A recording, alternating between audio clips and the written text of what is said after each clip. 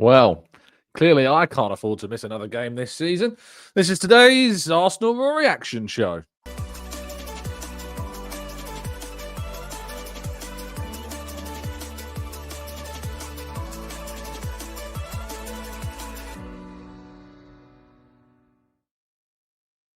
Hello and welcome to the Gooner Talk, back with you guys for another episode indeed of our Raw Reaction Show, joining you the morning after the night before, where Arsenal drew 2-2 at Sunderland. The first dropped points, the first game where they didn't win since that draw with Manchester City way back in September. The first goal that Arsenal have conceded since that 2-1 victory at Newcastle. And the pain is real and the meltdown is inevitable online. But I think that obviously you tuning into this channel in particular know that we look at things in a lot more of a grounded way, a more objective, and we aren't going to fall into the trap and the holes that you'll find on your social media platforms where people are losing their minds, because that's not the right thing to do at this stage when you're sitting where we're sitting and the game that we played and the scenario that we found ourselves in. And we're going to talk about all of that, the reasons behind Arsenal's failure to win the game, their response, of course, from conceding that first goal since September, and what it means going into the international break and beyond, as well as some questionable moments in the match, both from the officials and, of course, from Arsenal themselves, which led to the result that we found ourselves in at the end. But good morning to you all. Thank you so much for joining us in the chat box. Good morning to Matt G. Good morning to Salahuddin, to Mohammed. We've got Black Shine. We've got Natty, Tom and Claire. We've got Steve and Errol. We've got Maximius and Sir Nicholas and Shari. We've got Ands. We've got Glenn and Brian and John. Good morning to you all. Thank you so much for joining us. Really appreciate you being here. And I do very much appreciate you tuning in. Claire says, I blame Tom. I blame me too. And so does Jay. Yeah, it's the first game I've not gone to in... I can't remember. I will be a little bit honest with you. At the full time, so I was going, well, thank goodness I didn't go. that was one of my initial feelings. Because as you know, I very much learned to kind of detach Arsenal from my life at the end of games, especially when we don't win very quickly. Today, Sunday, I've got a day off, spending it with family, because there are things far more important than football. And I always say, when Arsenal don't win a game, because I know that it can take a significant mental toll on all of you, to just look after yourselves. If something becomes too much, if you find yourself going down a social media rabbit hole, maybe getting into too many arguments, debates with people, I did a little bit after yesterday's game, and you just need to take yourself away from it. Remember, there are bigger things in the world than football. It is just a game at the end of the day. So do not fall into any deep, dark holes of misery over a game of football. It's not worth it. And if indeed you're going to still join us after that sort of reflection, then thank you so much for doing so. But if you're not, please do go help yourself. Right, let's jump into today's slides, shall we? Do drop a like on the video. Do subscribe to the channel if you're new around here, with those notifications turned on, as we go through everything that happened in yesterday's game with Sunderland. So the run comes to an end. 10 wins in a row, 8 clean sheets in a row has finally been broken as Arsenal draw 2-2. 2 goals scored from open play, and Arsenal can't even win. 2 goals from open play and we can't win. Unbelievable. You could not write it, could you? To this horrendously poor, low-level, uninspiring, disappointing Premier League that apparently has dropped in level so considerably in the space of a couple of months that a side like Sunderland can suddenly take points off the league leaders. Yes, this league truly is an absolute indictment of football in 2025. What a load of nonsense Jamie Carragher can spout, isn't it? Anyway, moving forwards, the lineup from yesterday's game was as predicted, expected, and wanted by all. I think that certainly this game we don't really have too much choice at the moment, do we? The injuries that Arsenal have got, we really don't have much in the way of options, especially in our starting 11. The only ones maybe you could argue is, did Hincapié deserve to get a start? Did Lewis Skelly deserve to get a start? I don't know, and I don't necessarily think so. I think Calafiori has been utterly the same as and better than any of them this season as well, and has been absolutely brilliant. I will say that I don't think it was Calafiori's best game, particularly in the first half. I didn't think he had his best. I think he grew into things in the second half and was a lot better as the game went on. But elsewhere, I just don't think necessarily that this was a lineup that needed any change at all, to be fair. And what I will say is I saw a lot of people suggesting that we should have taken Calafiori off.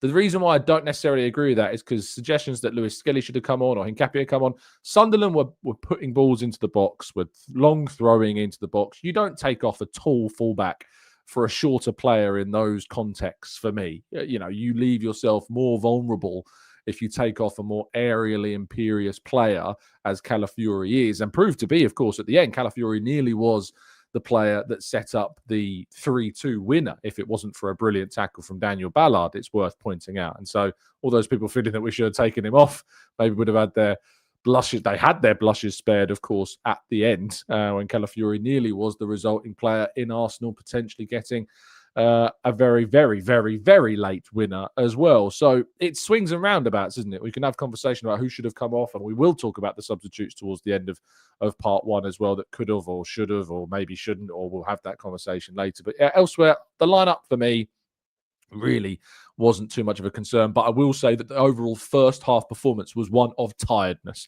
Arsenal have gone to Burnley, they've gone to Prague, and now they've gone to Sunderland. And of course, they've got so many injuries and have missed so many players that there has not been able to be much change. Not to mention as well, they had a midweek game last week, Sunderland's full week of rest, as opposed to the full week of rest they got the previous week as well. Arsenal's tiredness, I think, showed in this game, and the international break, I think we can all agree, does not come at a better time than this for us. Now, let's talk about the opening moments of the game, because I think Arsenal should have got a penalty.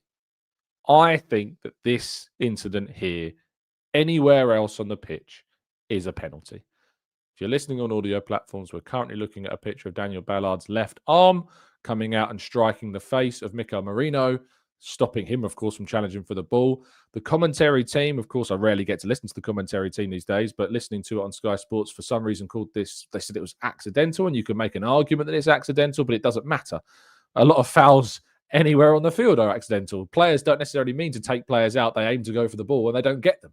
You could argue that's accidental as well, that they didn't go and get the ball. He takes the player out before the ball, and in any other scenario on the field, that is a foul. And I don't really understand why in this scenario it's not.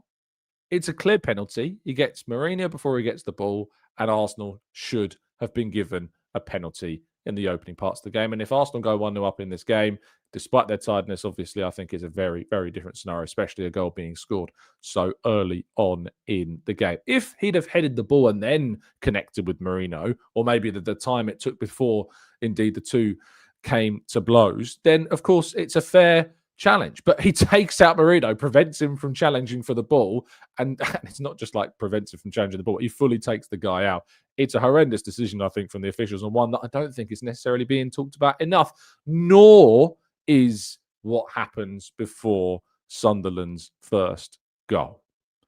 Zubimendi puts in a brilliant challenge. You can see, of course, him getting clear contact on the ball. In the same moment, of course, that he is in contact with the man, it is a fair 50-50 challenge that he wins and is entitled to go for the ball, gets the ball, and fairly wins it. I have no idea how Craig Pawson, who was standing pretty close to this situation, misses the clear contact on the ball, which skews out from the challenge after we get that. And of course, then they get a free kick, which, as we know, leads the ball. Now, the criticism of the referee stops for me here, because what follows after the free kick is all about Arsenal and a lack of defensive maturity and quality and focus, because Declan Rice switches off, the defence switches off, they're not physical enough, they're not powerful enough, and they will look back over this goal that they conceded from former Arsenal player Daniel Ballard. The irony, of course, all the attention being on Granit Xhaka, and in fact, it's another former Arsenal player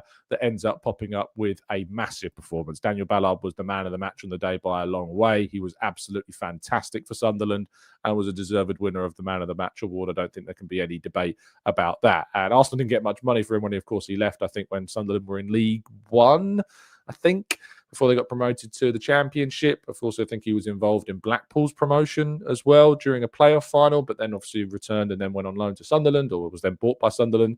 So I've got no bad words to say about Dan Ballard. I don't think he has any right to not celebrate. He didn't play for Arsenal. He played for the youth team. He didn't play for the senior side, so I don't blame him for celebrating at all. And it was a fantastic finish. I mean, a centre-half finishing the ball like that is quite excellent. And David Raya had absolutely nothing to say about that. Could not respond in any way to that strike. But yes, you can, and we should complain about the free kick that was given, but you have to then be scrutinising and critical of how Arsenal then defended the resulting free kick because it was not good enough. A lack of focus, maybe that comes from tiredness, I don't know. It's been a very heavy kind of chunk of this season with a lot of players missing, but it's not really acceptable, nor was it acceptable for the first half performance, which was poor.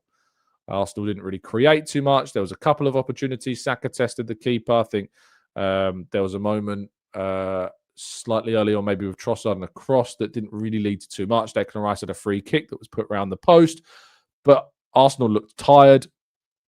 Arsenal looked really, really poor. And it was a performance that needed a response. It was a goal conceded that needed a response. And that came.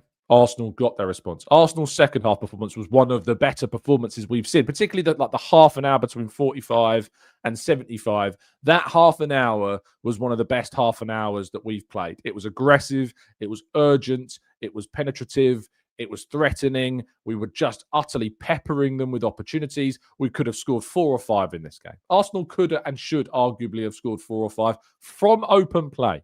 The irony that Arsenal didn't win the game in which they produced some of their best open play football of the season is not an irony that will be lost on me at all. But that half an hour between 45 and 75 was some of the best football that we have played this season. Zubimendi was unbelievably good during this game. Some of his passing, his flicks, his progressive movement, how he found players in certain positions, some of the passes through the back line, the incision of those passes was excellent. And of course, the goal actually comes from Declan Rice, who didn't have his best of games, I didn't think.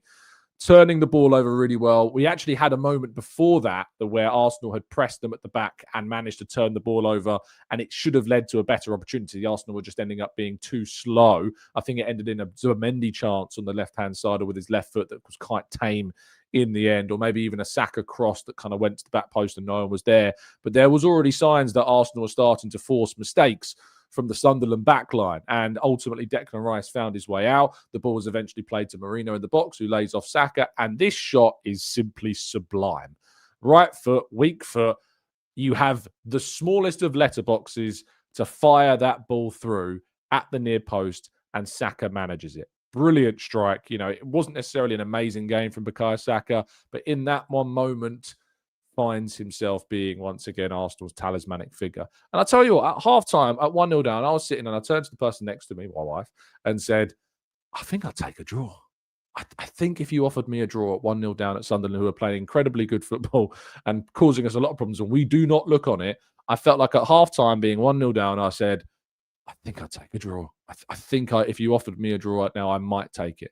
I wouldn't have done before the game, but looking at the context of how the first half played out, and how kind of tired we looked, the second wind we got, obviously, in the second half. And I think maybe the conservation of energy in the first half to go hard in the second. I don't know if that was a plan to kind of passively play out the first half and then re-engage more so and have that energy kind of come for us in the second half. I don't know, as Sunderland were tired.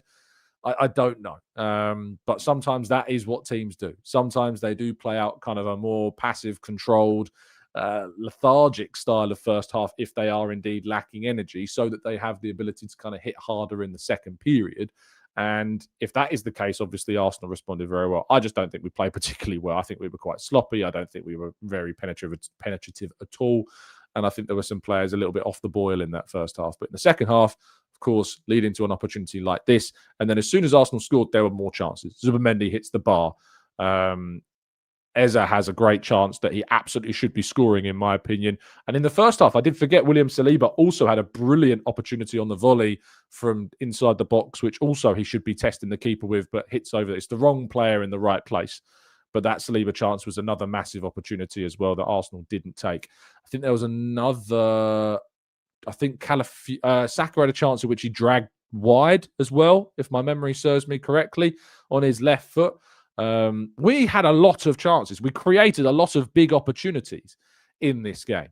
we should have been out of sight. We should have won this game. It's not like we can look at the performance and say Arsenal were awful and we didn't deserve to win this. Arsenal deserved to win this game by the volume of big opportunities that they created and should have taken, certainly.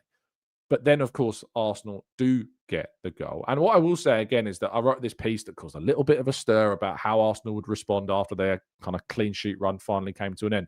And appropriately, it was well timed, it seems, after that Prague game, because, of course, we found out how Arsenal responded to conceding. And the answer is very well. And it's very encouraging for the season that Arsenal responded to going 1-0 down as well as they did. But this strike from Trossard is excellent. Absolutely sensational stuff from Leandro Trossard, who I agree with Soup in the chat is slowly putting himself into a category of Arsenal's best performers this season.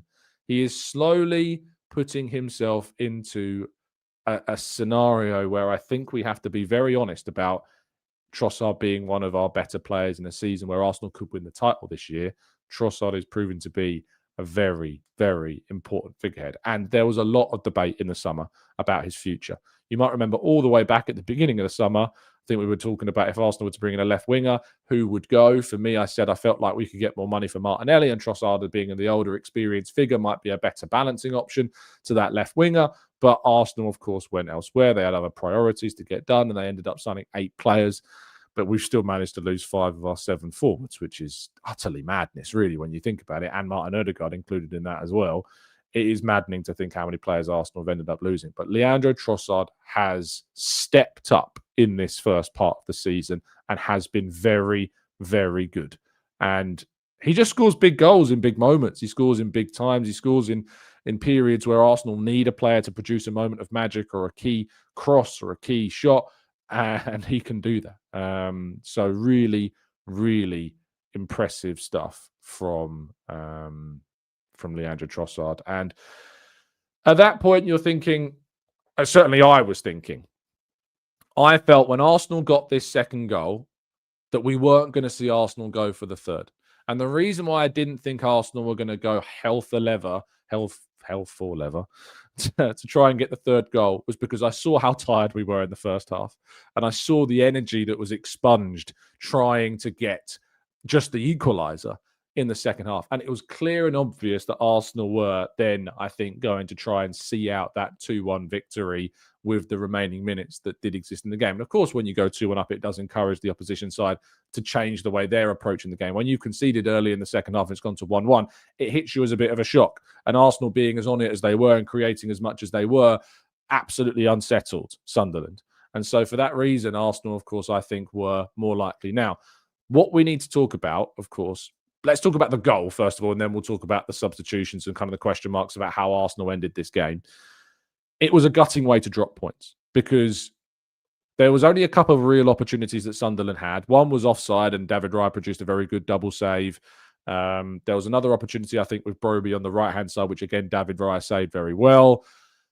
They didn't create anything, really. You know, nothing in the way of major chances. I think they had 3 shots on target all game. 2 of them ended in goals, which isn't good enough. You know, David Raya, I think, has one of the highest save percentages of any goalkeeper in the league. I think his save percentage is something like 70-something percent, 77% or something like that. Or it was at least before this game. I think I was listening I think it was a podcast somewhere was talking about David Raya and like how underrated he is. But he has an incredibly high save percentage, does David Raya. It's very unlikely you see a game where Arsenal concede 3 shots on target and 2 of them end up in goals.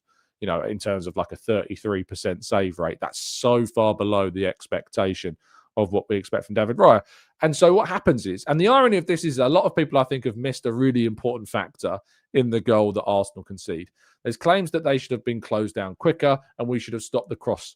Do you know what the ironic thing is? We did that. Saka closes down the cross that initially comes in, and for a stroke of luck and the misfortune that happens there, Saka's deflection closing down that cross just sees the ball end up in the midfield. Marino kind of running over. There isn't enough intensity, in my view, about Marino's run, but I wouldn't have necessarily taken Marino off at this point. He was our only focal point. We really did lack, and I don't think necessarily you see Andrew Harriman and Noose busting a gut to get over to block necessarily. It's not necessarily a part of his game that's developed. And the cross comes in. And then there's a miscommunication.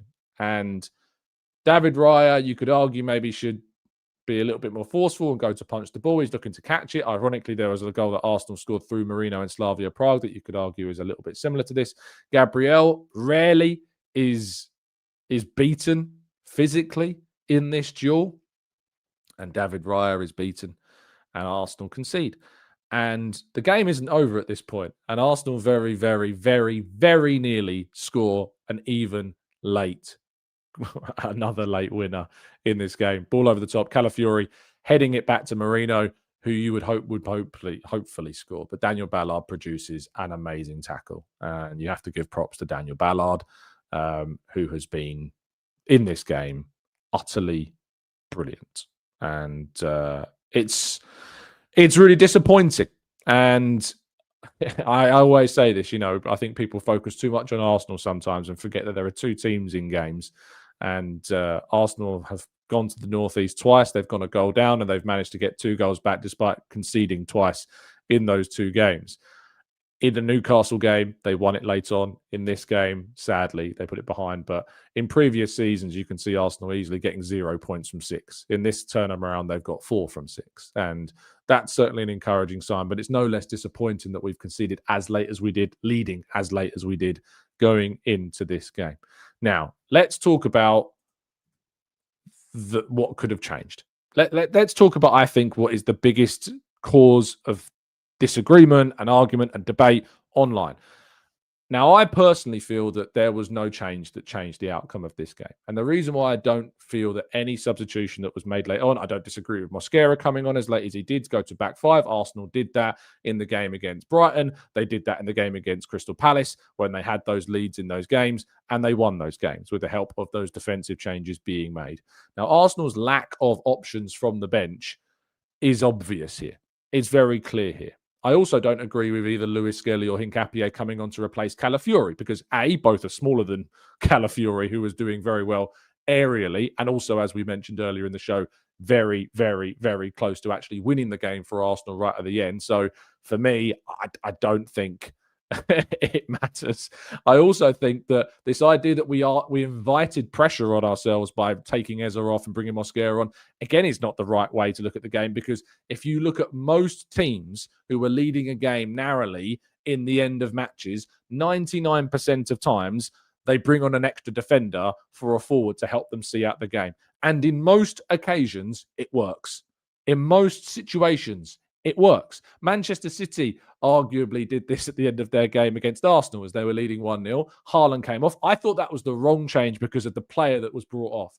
I thought they should have taken off a midfielder, not Haaland, for an extra defender. But because they took off Haaland, it completely removed their outlet. And it actually gave Arsenal far more of an impetus than it gave Sunderland in this game. They should have taken off, like Arsenal did, a midfielder and brought in a defender. They didn't. They took off their only focal point, and that really stunted Manchester City from escaping. And Arsenal had kind of periods of respite as Sunderland tried to find the winner. Arsenal had periods of the game where they were actually able to try and move the ball up the field. Man City didn't have that in the game against us. And Arsenal were just constantly camped inside the Man City half until we finally found a way to get out and then play that ball over the top for Martinelli. So in 99% of cases, Arsenal go on to win this game having made the sub that they made, just like they did in the previous 2 home games that they won against Brighton and against Crystal Palace. If you compare this game as well to the Liverpool game, that's a game where you can absolutely look at the substitutions as a reason why Arsenal didn't get more of a result from that game. We weren't proactive enough in our substitutions. We didn't make the substitutions early enough in that game, and we didn't make the changes that we should have done at the right times. And the reason why we didn't get anything from that Liverpool game, besides the fact it was a moment of divine intervention from that Szoboszlai free kick, was because we weren't proactive enough with our subs. But the difference between the Liverpool game and the Sunderland game is that ultimately Arteta had more options from the bench in that Liverpool game. If we have a quick look at Arsenal's bench during the 1-0 win, the 1-0 defeat to Liverpool earlier on in the season, in that game, Arsenal had Mosquera, Ødegaard, Eza, Daumann, Trossard, Guarneri, Lewis Skelly, and Harriman Anus in that game. So you've got 1, 2, 3, 4 senior options perhaps in that game to come off in Ødegaard, Eza, Trossard, and Guarneri to help you try and get a result in that game. And in this game, the only attacking subs that Arsenal had were Daumann, Guarneri, and Andre Harriman-Anus. Now, I don't agree with the idea that Nwaneri should have come on in this game. And the reason why I don't think Nwaneri should have come on in this game is because Sunderland, being a very physically aggressive, tenacious side that were tackling Arsenal very strongly, pressing Arsenal very well. If you've watched Ethan Nwaneri in the last few weeks, his duel winning has been very poor. If you think about the end of the Burnley game, when he lost that duel and 10 players sprinted back to the other end, and eventually we gave away a free kick that very nearly led to a Burnley goal. Nwaneri was not the right player to come on in this game because I just think he struggled in those kind of moments where we need to be physically strong, winning duels, winning key moments, and not giving up possession in key areas that might impose a turnover or a counter-attack. And so he wasn't the right player for this game. Andre Harriman-Anus hasn't even played a single minute of Premier League football. Marino is an incredibly experienced player and again gives you that aerial kind of threat in many ways, at both ends of the pitch. And obviously, we nearly benefited from that again right at the end with the winner that we very nearly got. It's nothing to do, Barry, with not trusting Nwaneri. It's nothing to do with that. It's situational. Nwaneri doesn't suit this game at all whatsoever. Just doesn't suit this scenario. And the idea of bringing Miles Lewis-Skelly on for Calafiori, again, I've kind of touched on that. You don't bring off a 6'2" player for a sub-6 player when your opponents are pinging the ball into the box like your Kieran Tierney on acid. You just don't do that. You don't take off the taller player for the shorter player in that context. The only change that you could make, and I think has some credence to it, is potentially Christian Norgard. Christian Norgard might be one of the changes you could argue. Who do you take off? Well, you're going to take off one of Rice or you're going to take off one of Zubimendi. That's who you're going to take off for Norgard. That's the change, I think, that you would potentially make. The problem with that change, right, is that neither of Rice nor Zubimendi are in the position as we concede the goal to stop the cross. Saka stops the first cross. It deflects out. Marino is then the player there who, if we change him for Norgard, again, I don't think that necessarily changes that situation. Arsenal concede because of a poor defensive error, a miscommunication between Gabriel and Raya. Brobbey nicks in, capitalises on that moment and equalises. That's why we concede. It's nothing to do with any amount of subs that we could have made. It's nothing to do with any amount of changes that we could have made ourselves. It's a really unfortunate moment. It's an error and we hold it. We just have to hold the fact it's an error. I get it. We always want to find some way, especially when we don't win, of finding a finger to point somewhere. And I hate to break it to you, but I'm not pointing a finger anywhere other than the error. It's an error. It happens. We've been pretty much perfect defensively for so long. Perfection is not forever. It just isn't. Mistakes are going to happen. We are going to drop points. It sucks that the mistake happened in a moment of such importance, of course, and it's cost Arsenal points, but we can't be perfect forever. And I just don't think it's worth getting wrapped up and frustrated about the idea of a substitution that would have, in your mind, absolutely given Arsenal the victory. Because I don't think there's a substitution that is made in this game that stops Arsenal from conceding that goal. Because the players that are involved in stopping the crosses are not the players that are being changed, in my opinion, nor the players that you would change them for would change those situations. And it's two players in Raya and Gabriel who are definitely not being substituted at any point in the game. They make the mistake, we concede. I think that the reason why Arsenal didn't win this game is due to several factors. Number one, we weren't good enough defensively yesterday. That's on us. That's on the players. That's just on us being so defensively perfect for so long. It had to come to an end. It came to an end yesterday. We weren't defensively good enough. Second reason for me is the fatigue, of course. And I think the second reason comes in with the injuries as well. And the fatigue and the injuries has caught up with us in this game. 3 recognised centre forwards out. Mikel Merino playing there. If you get the ball to Mikel Merino in a threatening position, he's got a great chance of scoring. But that is about it. That is about what Mikel Merino does bring in the centre forward role. If you get the ball to him in a dangerous position, you've got a great chance of scoring. You've got a great chance of scoring because he is a very clinical player. And showed that in Slavia Prague, showed that against Real Madrid, showed that against Leicester, showed that against Liverpool. He's a clinical player. He scores goals when the ball gets to him in those moments. But outside of that, as centre forward, he is going to struggle because he doesn't have the mobility, doesn't have that kind of necessarily even the hold-up play in the right way that, say, a player like Havertz does. He doesn't have that kind of His brain isn't wired in that way like a centre forwards is. Third reason is a lack of finishing. Now, last season, as you know, the biggest reason I felt that Arsenal weren't as good as they could have been was because we didn't finish our chances enough. I felt that we did create, even though we needed to create more, but we created enough chances that we should have been finishing and we didn't finish them. And I thought yesterday was, again, another really good example of a game where we did not finish our dinner. We had loads of opportunities to score and we didn't. We could have scored 4, 5 or 6 in this game. And absolutely, we should have taken more of the chances that we created. And you could argue the chances that we did score were the hardest chances of the day. Trossard's chance, of course, from outside the box, very low XG. Saka as well on the right-hand side, on his weaker foot, tiny little angle to shoot through, tiny XG and scores. And yet Arsenal amassed, I think, well over 2 XG throughout the entire game, showing just how dominant, how many chances they had in the fixture. So yeah, that element is too frustrating. The last point, and I hate bringing it up, but it is a reality, is the referee. And I don't like it because it's just the instant kind of catalyst for going, oh, excuses. And that's why I've left it to last in terms of the reasons why Arsenal didn't win this game. But we have to talk about the fact that Arsenal deserved the penalty in the first half, and the Zubimendi free kick that is never a free kick, is never a foul, led to Sunderland's first goal. So 2 refereeing mistakes have led to 2 goals, one not being scored in terms of a penalty and one being scored by the opponent. That is the 4th element of this game. It's not an excuse because we've just talked about the 3 things beyond that. And the number one reason we didn't win yesterday is because defensively we were not good enough. That is the number one reason why we didn't win yesterday. Defensively, we were poor. That's the number one reason we didn't win yesterday's game. So we have to look internally at ourselves for that. I don't put the substitutions at any point, anywhere in those reasons why Arsenal didn't win yesterday. I just don't think substitutions of any kind, of any iteration, change that result for me. I just don't think. It's definitely not mentality. Mentality has nothing to do with why Arsenal didn't win yesterday. You just have a bad game. You don't look at the last 10 games that Arsenal have won in a row, keeping 8 clean sheets, and start questioning mentality. That's not the way it works. You just don't look at the football like that. That's just not how it happens. Mentality would be as if this was a consistent issue throughout the season.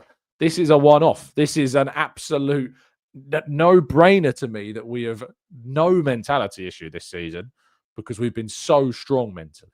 So strong mentally this season. And we had one of those days after a few away trips in a row with so many players out, and it's so frustrating. It's so frustrating. Tom says, what about tactically? The back line was too deep. Again, I think this comes down to tiredness and fatigue. You know, when you play a high line, you need to have those energy levels to move up and down the pitch, and we didn't have those energy levels, but we needed to keep our best players on the field for as long as possible to give us the best chance of winning this game. And obviously, in the end, when we brought on Mosquera, we had an extra element to our defence. So no, tactically, I don't think we really got this one wrong. You have to think about the reality of who you're playing. Football is a game of 2 teams, and you can't discount the other team and their impact and their presence in a game. Sunderland were excellent. Sunderland were very good. It's no surprise they sit where they sit in the Premier League this season. They've already gone to Chelsea and won. They've already taken big points of other established Premier League teams, home and away. They're a good team, and they're going to take other points. Sunderland and City have not played Sunderland yet, and I'll be interested to see when they do, what happens, especially at the Stadium of Light. But when it comes down to this game, they played very, very well. There was a clear motivation there. They clearly felt they could get something. I think Xhaka and Ballard have got into them a bit, and clearly that showed. I thought Xhaka had a good game, and I think that Ballard was by far man of the match, only second, maybe to Trossard, but it's a toss-up between those two. So, yeah, look, it happens. The reality is we didn't lose. And as I say, we went 1-0 down, and at halftime I was thinking at 1-0 down, I don't think a draw would be a bad result. Now, when you go 2-1 up, obviously it then becomes a bad result because you've taken the lead. And so the context changes. Contexts always change. But the reality was at halftime, I was thinking a draw wouldn't be a terrible result here as long as we don't lose. Because not losing is also important. It means Arsenal go unbeaten, of course, still unbeaten since that Anfield game. I mean, when was that? That was August 31st. We've not been beaten since August 31st. That's an incredible run. September, October, we could go through, if Arsenal managed to stay unbeaten against Spurs, Chelsea and Bayern, we could be unbeaten for 3 months. And that's an incredible run. And I know that the instinct for many is to melt down, to get frustrated, to get annoyed, especially on a weekend where City and and Liverpool are playing each other, where one of them were guaranteed, at least one of them, maybe even both of them were guaranteed to drop points. I get it.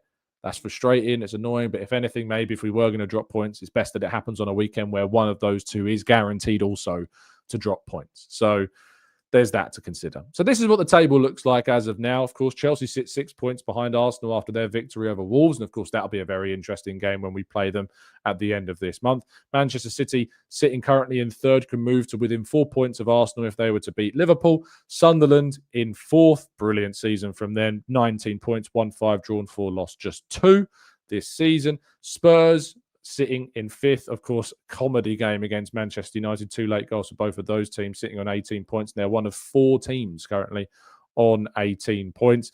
Liverpool, one of those that could change today. Again, they would move to within 5 points of Arsenal if they were to win their game against Man City. If we are going to hope that one of those 2 teams wins, it's probably going to be Liverpool, if we're being honest. But ideally, we would like a draw. Bournemouth sitting in, also playing today as well. They could move to within 5 points of Arsenal as well if they were to win their game. Crystal Palace sitting on 16 points on 9th. Man United, as already mentioned, in 8th on 18 points, and Brighton in 10th on 15 points. It's not the end of the world. When you start to look at the table again, it should make you feel a little bit better. So just bear that in mind, will you? Right, let's get to part 2. Let's get some of your thoughts and questions and feelings on yesterday's game and more right after this.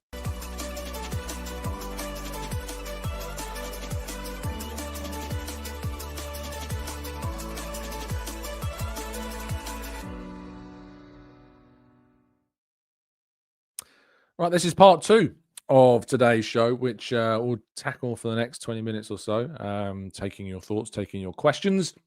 So if you've indeed got any that you would like to ask, now is the time to put some of your thoughts in. So let's do so. Jordan says, you're like the only person I can listen to after what feels like a lost perspective. Still kind of pissed. I still think we'll win the league. Yeah, look, I am too. I'm gutted. I was fuming at full time. You know, it took me for the longest it's taken after a little while to get over the result. In an hour or so, I was over it and chilled and enjoyed my evening because, as I said, football's just a game, and people forget that. It's my job, and yet I still get over it, after an hour or so because I just feel like I have to. But yeah, it was gutting, and I was angry at full time, and I was not pleased in any way, shape, or form because I felt like we'd thrown away the potential for a win because of a mistake defensively and ultimately a poor performance. And had we have come through this game having played pretty poorly and won, it would have been a really, really, really good win. I think I tweeted out when we were drawing. I think we were drawing 1-1. And I think I tweeted out saying if Arsenal win this game, it will be their most impressive win of the season. And Sunderland, I think, are the best team we've played this season. I think they were better than Liverpool. I think they were better than City, even though, of course, Liverpool beat us, and I still think Sunderland were better than them. Sunderland are the best team we've played this season. There is no doubt about that in my mind. They were excellent and will take points off plenty of teams. Jojo says Sunderland wanted it more in the first half. The mentality was better. We corrected it. It's always one of those comments like when you say, the team wanted it more. I think Arsenal were just fatigued in the first half. I think you could argue they wanted it more, maybe, but games aren't won in the first half. And I think tactically Arsenal played the game out knowing how little energy they had to have something of a surge at some point. And they could have taken the lead in the first half. They should have had a penalty in the first half. Their goal shouldn't have counted because, of course, of the free kick that led to it wasn't a free kick. So, again, it's difficult. It is difficult. Temi says, Tom, why not write an article about Arsenal winning the next 20 games without conceding since we conceded after you wrote about us doing so? Yeah, it'd be nice to do that, but I don't think I can justify it at the moment. Jahio says, disgusting performance from Arteta. There's always one. There's always one. That there are people out there, obviously, that saw the result yesterday as Arsenal fans and were delighted because it meant that for the first time in a long time, they could jump on Arteta. Yesterday's result was nothing to do with Arteta. Tom says, did you see when the ref waved on an injured player off the touchline to then come on and tackle Rice unknowingly from behind? So many questions. I did see that, but you could argue that is still within the laws. Like, it's 30 seconds. Players get 30 seconds. After 30 seconds, they can come back on the field. And yes, it didn't help Rice, and you could argue it's a little bit questionable, but I'm not really looking at that one. Jamrock says, Tom, do you believe that if Xhaka was in Arsenal kit making some of those hard tackles, he might have been officiated differently? Great game by both teams. Well, I mean, he was booked. So he was booked for probably the weakest of the challenges he made. So I don't think so. I think Xhaka is his own man. He's got his own reputation. He's got his own kind of stigma. It's nothing to do with Arsenal. Obviously, Arsenal as well have that, and you could say it doubles it up, but I think it's more the player than the club. Charlie says, to be fair, we scored 2 great goals versus a team who played 12 behind the ball for 95% of the match. The referee as well had either a City or Liverpool shirt on underneath, that's for sure, allegedly. You are right. Sunderland did play a low block in this game. You know, Arsenal had to try and break it down, and they did try and hit us on the counter when they could. And Arsenal managed to score 2 good goals from open play and create a lot of good opportunities from open play. There's a lot more positives in this game. I know the result feels very negative, but there are so many more positives than negatives to take from that game yesterday. And really, I think in a couple of days, the people that are struggling to see that, I hope that you do see all those positives to take from that game. Donny says, was a brilliant performance from us against the mind games that Sunderland threw at us from the angles. We should have won and stolen the game as well. Jordan says, I must say, though, you sub on a Martinelli or a Havertz and we win that game. Yeah, and that's what I say. If you have those players, then you can make those changes. But we didn't have those players. If we had not have made subs having those players available, absolutely, you're well within your rights to go, those weren't good enough. We didn't make the changes we should have done. But I don't think with the players that we had available to us, that was anything that was going to change that result. But if we had Martinelli and we had Havertz, then absolutely those were players that you would bring on in this game, particularly Martinelli on those breaks and the speed in behind. Absolutely, we would have done that. Callum says, can I just say the away fans were amazing, stressful game to watch, especially with the ground taking vapes off us on the way in. Callum, you had an amazing journey up there as well because, you know, the trains were awful. So I don't know how it was you made it up there. Maybe you drove, maybe you got coach, whatever. Maybe you braved the bus replacement services. But thank you so much for your support and thank you so much for being there. And yeah, the away fans were, again, brilliant, as they always are. Lucas says, Tom, no one is talking about how many chances we created from open play. I mean, I am. I'm talking about it a lot. Nando says, hi, Tom. Do you still think Arteta's squad management is an issue? Do you think Arteta's squad management is an issue? Would Gyökeres have been available if he wasn't played so often and Marino took? I mean, Gyökeres is playing because we don't have Havertz or Jesus. We have taken Gyökeres off in certain games. He rarely ever got injured and has rarely ever got injured in his career. I don't think it's anything to do with management of Gyökeres at all. He's played, 10 games, 11, 12 games? I don't think it's anything to do with that. It's not the point of the season to start asking that question.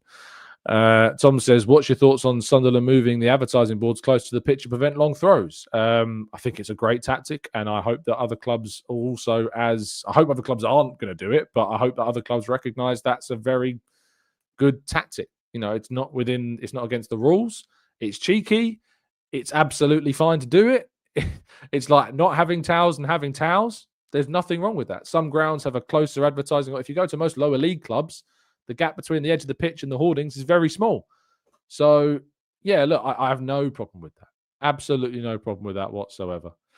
DA says, bro, we have Ethan, we have Max, and we have Skelly that likes to move the bar forward. You guys are just giving this manager excuses. I mean, again, if you've watched the last few games, you'll recognise and you'd understand why those are not the players to bring on when you're trying to close a game out 2-1 away at Sunderland in the manner that the game was going. And I don't know what else I can say, because I know that there are people that feel this way. It doesn't matter what you say to them. It doesn't matter what evidence you give. They're never going to change their minds on it. So it's probably a moot point.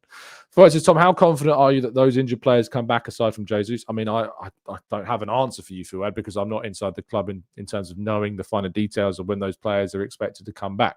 So hopefully, I'm hopeful. That's what we have from Arteta is hope. That is about it.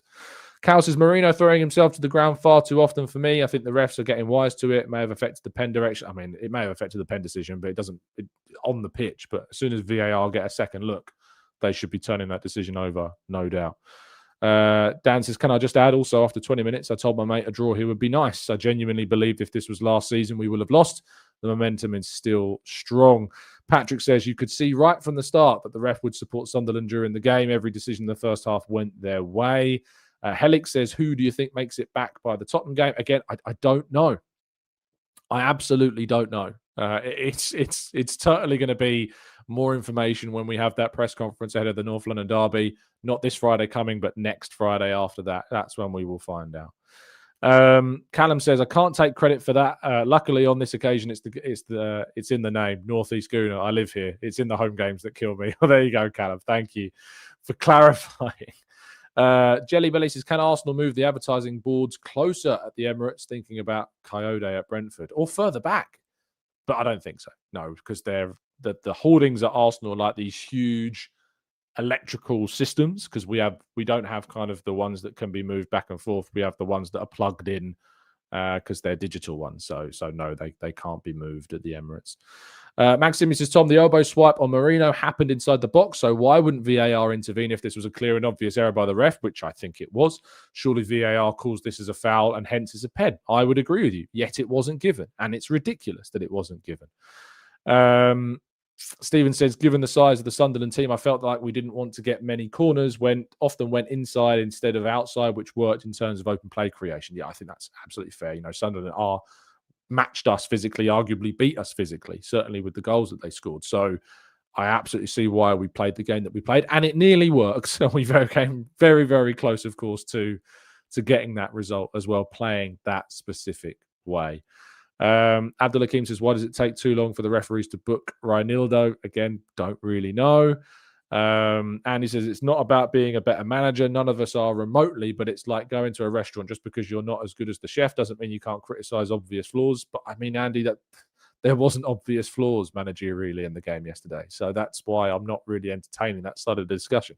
I'm not saying that you can't criticize, but I'm saying that the criticisms of Arteta from yesterday don't add up, don't stack up to any scrutiny, and are just not present in this game. Eddie says, looking at the table, it will give you some relief. I think it's PTSD of similar games in similar times, like the draws against Newcastle, Southampton in 2022-23, and the Chelsea and Newcastle draw and defeat in 23-24. Amberley says, yes, Sunderland are Newcastle 2.0 for sure. Big, strong, and very physical. Tom says, do you think Sunderland can finish top 5? I think they'd struggle top 5, but they absolutely can finish top 10. They haven't played a lot of the other big teams yet. This was kind of their first really challenging game of the season in terms of kind of a real title chaser. They're still yet to play Liverpool. They're still yet to play City. And they'll give them good games, I'm sure. But top 10 finish is very, very much within reach, I think, for them this season, based upon what I've seen of them so far at this point. North London Forever says that Sunderland goal could have been fatal. We were so close to taking Gabby's head off. He was, but he didn't. It's not a foul. There's no foul in the Sunderland goal. It's risky, but he doesn't make any connection with Gabriel. He doesn't foul Gabriel, and he's rewarded for that. So you could argue that it's dangerous, but there is no foul there. So without the infraction, there can't be. If he did connect with Gabriel, then you could have a conversation. But not in that moment. There isn't a foul there. Shanita says, it took a dozen matches for you to see obvious flaws. SMH, I don't know what is wrong with my fan base. We are in a great position. Stop complaining. Callum says, I would have loved Marino to stand up to the battle a little bit more. He is a big man and went to ground too easy. Ref wasn't having it, so should have learned that early, excluding, obviously, the elbow. Barry says, a bit cheesed off. We didn't get 3 points, but at the end of the season, I think we'll see that maybe as a good point. I hope so. If Arsenal win the league by a point, we'll look back at that game and think that's the game that got us that point. Jelly says, Tom, when does Sunderland play City and Liverpool? I bet our rivals get lucky to play them late in the season when Sunderland have dropped off. I don't know. Sunderland fixtures. They play Liverpool at Anfield on the 3rd of December, and then the week after, just 3 days later. Brilliant. So they're going to be shattered for when they play City. They play Liverpool and City both at their respective grounds. They play Liverpool then again they host them on January 1st, and they play Liverpool on February 11th. So they actually don't play them towards the end of the season. So there'll still be plenty to play for at the times they play them. So that's actually okay. And it says it's the lack of subs in the last... Again, I've kind of gone over the subs, Andy. Feel free to rewind if you like, but I've gone over why the subs aren't a reason why we didn't win the game. Abdul Hakim says, I'm not blaming Arteta, but Norgard would have been the perfect... I did say that if there was a player that I think that you could have argued could have come on, but Norgard was probably that player. But again, if you watch the Brighton game, Norgard got ran through so much in that game and looked so out of his depth at times in the game against Brighton. I think I gave him a 4 or a 5 out of 10 in the player ratings. Norgard, stylistically, you could say suits that scenario, but there's no guarantees. Again, that Norgard doesn't change the goal that we conceded. Lucas says, Tom, I believe Raya should have just come out and punched it rather than catching it. And I think that's probably right. Yeah, I think you're probably fair in that, Lucas. That Gooner TV says, I think they stunned us in the first half, and it was a good point in the end. If we got the first goal, I think we win. The elbow was the blatant, and anyone who has played football knows it as well. Tizer says, was very frustrated at how long we were taking to get the ball into the box. So many times in good positions for the first time cross. In the first half, I agree with you, John. Absolutely. The first half, there were times where, and it really highlighted it at the end of the first half. The time was ticking down. Arsenal had the ball on the right-hand side. They could have put the ball in the box, and they passed the ball back, and Saka passed the ball back to Saliba, and the ref blew the whistle for half-time. And that moment for me, I was like, that sums up the first half perfectly. No urgency, no quickness of thought, no threat, no real kind of like determination to get the ball forwards. Now, that changed completely in the second half, but like in the first half, no doubt about it. No doubt about it whatsoever.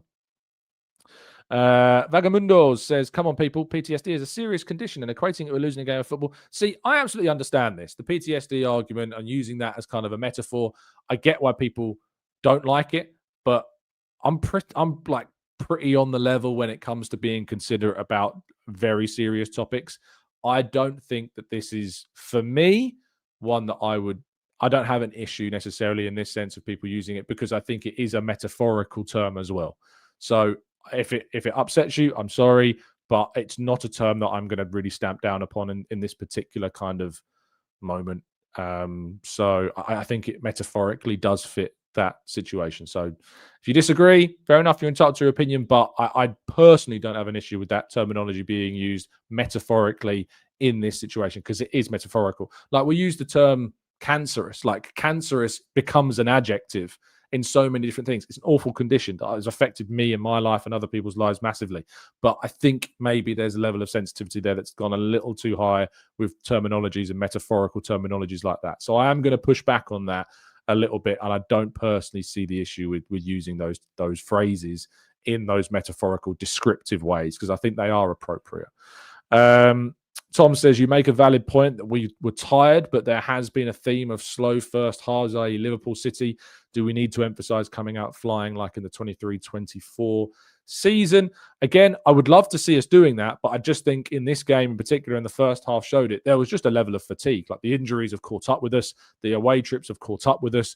And if we'd have got a win in this game, it would have been massive. It would have been absolutely massive. So, no, I think there's a level of fatigue. So, yeah, for me, that's kind of where I sit on that. DS says, I just don't understand. How can they say that we have the best depth of the team, but the manager is scared to use his subs? The manager doesn't trust his players. Again, this is incorrect. Arsenal, obviously, yes, do have great depth, but we don't have any of our centre forwards. We've lost 5 of our 7 senior attacking players. I don't really understand the argument here, because you could sign as many players as you like. You can only have a 25-man squad. We signed a striker, a winger, an attacking midfielder in the summer transfer window. We then, of course, had the promotion of Dowman in this group as well. We only lost... Who did we lose from last season's squad in the attack? I feel like there is someone that we did lose. Arsenal transfers. Who did we lose from our squad last season in attack? Marquinhos didn't play. Vieira didn't play. Nelson didn't really play. So you could argue Nelson was in the squad a bit, but that's it. And Arsenal added to what we had last season: Gyökeres, Madueke, and Eza. And we've lost Madueke, Gyökeres, Odegaard, Havertz, Jesus, gone, out. They're done. Sterling, of course, as well. Thank you for pointing that out. The whole we have so much depth. Yeah, that's great. We have loads of depth, and it's a reason why we are top right now, and it's a reason why we are top of the Champions League right now, and it's the reason why we're in the quarterfinals of the League Cup right now. But it is not going to have... You're not going to be able to be completely immune to there being kind of stunted and fatigued when you don't have 5 of your 7 senior forward players. You just aren't going to be able to cope with that. Last season, Arsenal finished second, and got to the Champions League semi-final and the League Cup semi-final, despite having 27 separate injuries, in what goes down for me as one of Arteta's most impressive achievements because of being able to reach that level despite losing so many players for so long. The fact that we are top and clear by at least, at the moment, 6 points, probably will drop today to a maximum, sorry, it can drop to is 4 points. We'll still have at least a win cushion over our rivals, despite the fact that we've lost Saka for as long as we lost him for at the start of the season, and have now lost Havertz for pretty much the whole of the season we've played so far. We've lost Ødegaard for the majority of the season that we've played so far. We've lost Madueke for pretty much half the season that we've played so far. We've now missed Gyökeres for 2 league games, on top of the fact that we've had Jesus for no games at all this season. I think there are other players that Ben White was missing, of course, for a big chunk at the start of the campaign as well. Saliba got injured at Anfield and had to come off for Mosquera and then missed the next game, of course, as well, that we still managed to get a result in. So I'm struggling with this idea of kind of going, well, we signed loads of players, so we can't moan about injuries. Yes, we absolutely can, because the volume of injuries that we are still suffering at this point is having an impact on our performances, is having an impact on the way in which we're able to cope with opposition sides, and is particularly endemic to specific areas of the squad, like centre forward. And in spite of all that, we still created a lot of chances in the game from open play, which we should have done better and scored from. So I really don't understand why there are still people there that seem to think that you can just go, we have loads of depth, so we can have no excuses when it comes to not winning games or making mistakes or not scoring enough goals. You've lost all 3 strikers. Yes, you bloody can. John says, I would argue with anyone all day that Arteta is a great manager. I'm telling that everyone here is if he left Arsenal, he gets snapped up very quickly by most top teams. And I think, John, you're absolutely spot on. Vacan says, surely, it still baffles me that anybody would dare come into any YouTube chat box who is genuinely being serious. And I discount the trolls here because, let's be honest, they're wasting their lives. But anyone genuinely who comes into any kind of chat box or communication, or maybe even sits down with their mate in the pub and turns around with Arsenal sitting clear at the top of the table, already into a cup quarter final and top of the Champions League table on joint points as well, and turns around and says, I don't think Arteta's a great manager. I really struggle with the idea of anybody seriously having that thought process at this point. I really would genuinely would question where on earth your mindset is at that point. People talk about mentality. What on earth is that mentality? You really do genuinely have to question. Tom says, beyond having bad luck, what more could we do to prevent the insane amount of injuries that we have experienced across multiple seasons? Is Arteta overworking these players? Could he learn more? Again, I've asked Arteta myself this question. I've said, is there any more that you can do? Are you looking into the potential situations that have caused injuries? I've asked him myself. They are across everything. They invest millions in sports and conditioning coaches, in doctors, in physicians, in sports scientists, in training methods, in the best coaches, in the depth of the squad. There is not anything more they can do. It's nothing to do with the intensity of training sessions. They barely get training sessions between games because there's so many games. When you have injuries in one place, it can lead to another injury in the same place, and things can start to snowball and exponentially get worse. Unfortunately, that has happened in Arsenal's attack because players are having to play so many games and so many minutes in such a short period of time. So, having asked the guy myself, I'm pretty confident they have done everything they feasibly can in this particular area of the situation. So, again, any suggestions of running players into the ground or training intensities, again, those arguments and those opinions just are so flawed and crumble to any level of scrutiny that it's not even worth considering at this point. Ben says, don't you think Arteta has to trust his subs more? Even if they aren't his first choice subs, you can't keep the players out. My question and answer to that, Ben, is simply, what subs does he make in yesterday's game that stopped us conceding the goal that we conceded? Because the answer to that is none of them. None of them. Because you might change Saka for Dauman or Waneri, but Saka's the player that actually prevents the first cross from coming in. You can argue you might change Marino, but no player on that bench is coming on for Marino, really, and changing the outcome of the game. And not only that, but Marino could be responsible, of course, for the goal at the end that he sadly gets blocked from winning us the game in the final moments. Same with Calafiori. I feel like I've done the whole subs thing to death at the moment. I really have done the whole subs thing to death. But yesterday's game and the reason why we didn't win the game is nothing to do with substitutions. Absolutely nothing for me to do with substitutions. It just isn't. Jahaya says, how is Arteta a great manager without trophies? Well, Jahaya, you might want to learn some history first before we make comments like that. Ben says, we could have kept the ball more with some of those subs. I mean, maybe. But we did keep the ball plenty still in those final moments. I think people need to go and rewatch the end of the game because I think Arsenal keep hold of the ball a lot more than people actually think that we did. We lost the ball because of one chance. They had 3 shots on target, scored 2 goals in the game. That was it. So I'm really struggling with this idea of somehow we're sitting here and going, how on earth did we find ourselves in this position? How on earth did substitutions form such a key opinion about what happened in yesterday's game? Because the reality was that we conceded our last goal because of a miscommunication. We stopped the first cross. We couldn't stop the second cross after a deflection. And then there was an error. And it was an error by 2 players who are not being brought off. Sorry, it says here they got 2 shots on target, Sunderland. 2 shots on target. They scored 2 goals. That's a rarity. An absolute... Arsenal had 17 shots, 7 on target to Sunderland's 6 and 2. We had 2.09 XG to theirs 0.44. I'm sorry, but I'm struggling big time with anybody who really looks at yesterday's game and goes, Arsenal didn't deserve to win that game, and it's all Arsenal's fault they didn't win. We're not going to win every game.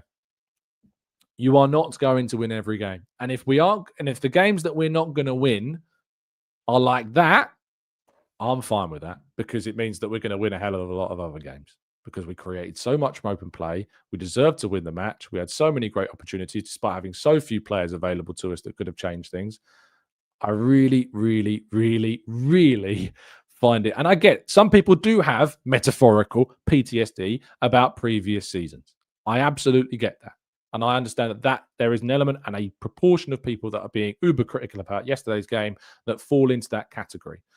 There are obviously others that are relishing any moment because they hate Arteta more than they like Arsenal to be able to jump on the manager in any moment that we don't win. Now, I'm seeing people in the chat box today that I've never seen before.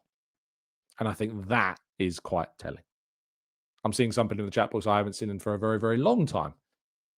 Because guess what? We haven't not won for a very, very long time. And I think that is also very telling as well.